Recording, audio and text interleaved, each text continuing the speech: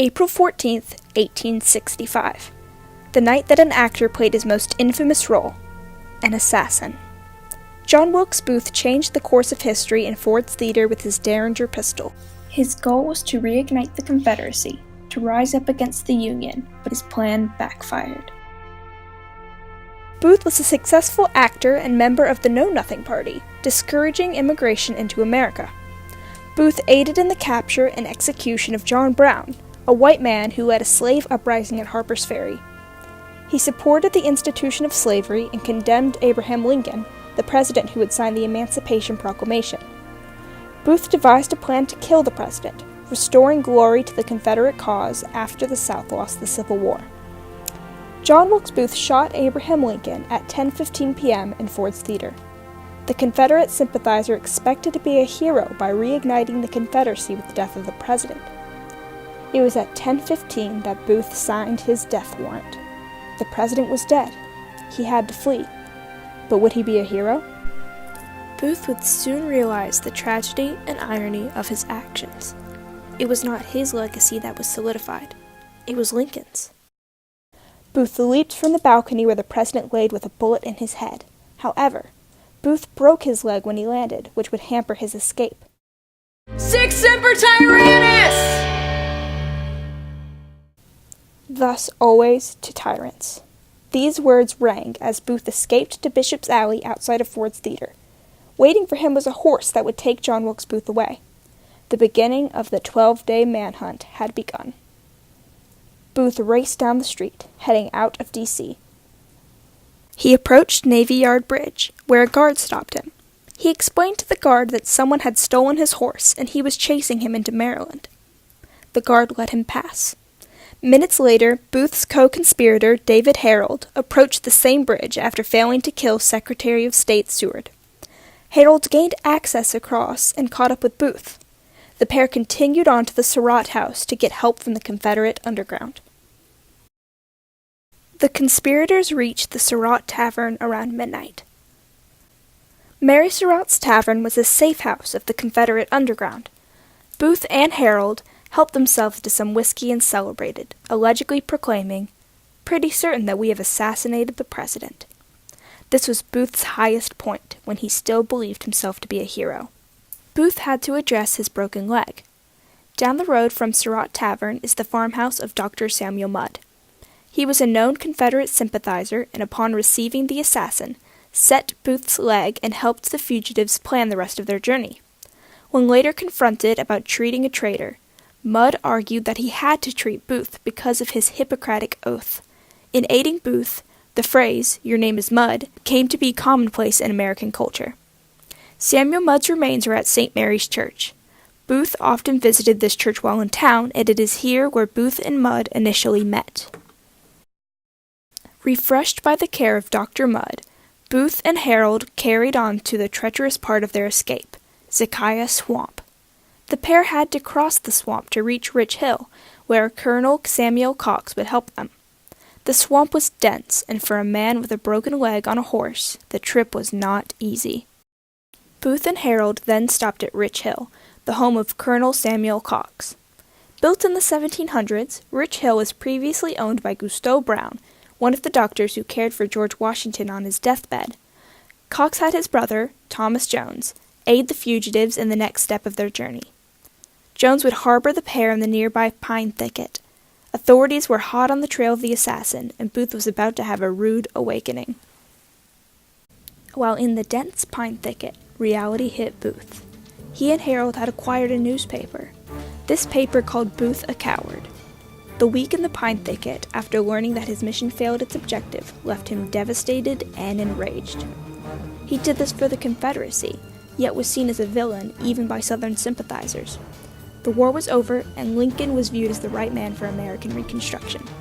For example, Lincoln proposed a lenient 10% policy, allowing the Southern states to rejoin the Union if 10% of voters pledged loyalty. His successor, Johnson, would not have such an easy transition in store.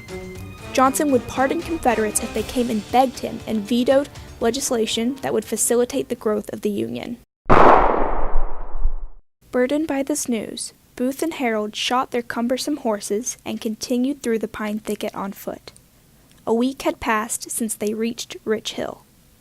Booth and Harold then had to cross the Potomac River. This is the spot where Booth stole a boat and set off to reach Virginia. It took them 2 times before they successfully landed. They needed help, and they hoped to get it from Elizabeth Quisenberry.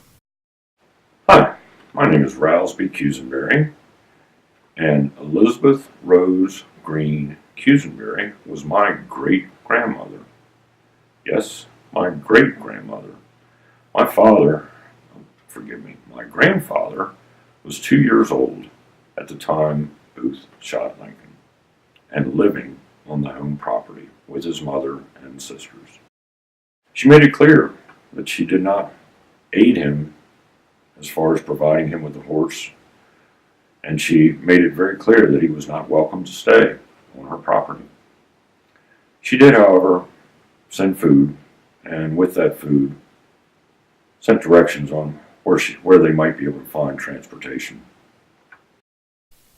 There is still doubt about the extent that Elizabeth Quisenberry was involved in the Booth escape. When the question comes about, did Mrs. Quisenberry know of Lincoln's assassination and Booth's activity within the conspiracy? It's a little hard to say. They really didn't have email back then, but there was communication. And in my mind, I really don't have a doubt that she knew about the assassination of the president and that Booth had done it because of the great manhunt that was going on. There were probably federal troops in and out of her property at certain times looking for him.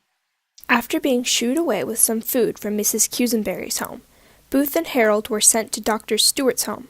He also gave food and also sent them away. This was another shocking encounter that left Booth with the realization that he was not the hero he thought he would be. Stewart arranged for Booth and Harold to spend the night in a freed slave's cabin. Booth was insulted.